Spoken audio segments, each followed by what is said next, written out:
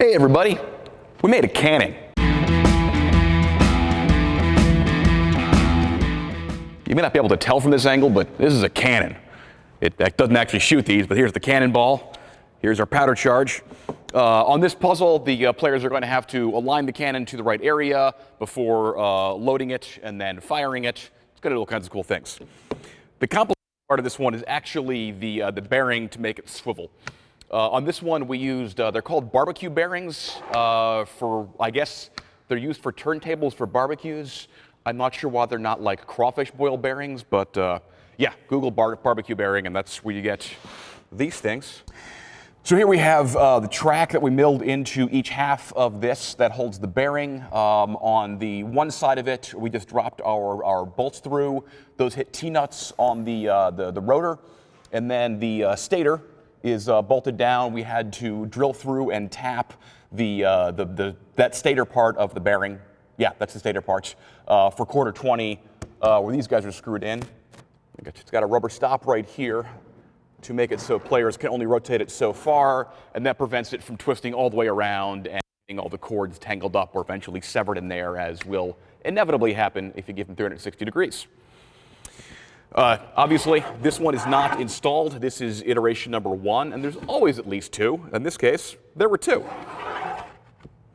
On this one, after putting it together, because of slight irregularities in the bearing itself, it rubbed just a little bit. We didn't like that. So on iteration 2, rather than having all these washers on here to hold the bearings off of the bearing plate a little bit, we actually did a secondary trough in here and left this guy a little bit higher so that each half of the bearing only rides on one part of that wood. And then the side that it's would be moving against, we brought in the one radius and brought out the other one just to make sure there's no conflict on there. And it rolls nice. I'm gonna flip it over. Avast and other piratey.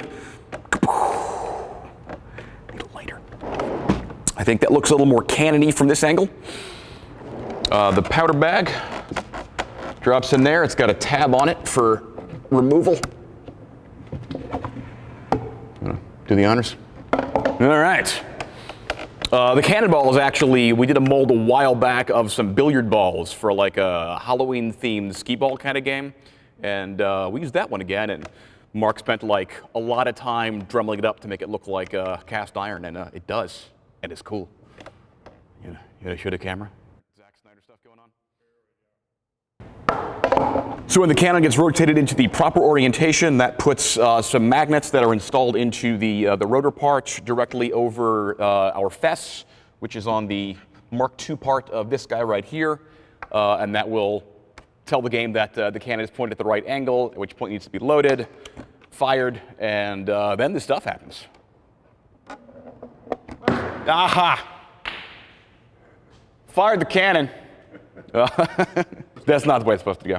I kind of wish I had showed you all some pictures of the rotor track, the bearing track, before we put it together, but after a bunch of order of operations stuff and getting it together, I'm not taking it apart again for you. I'm sorry, I just don't love you that much.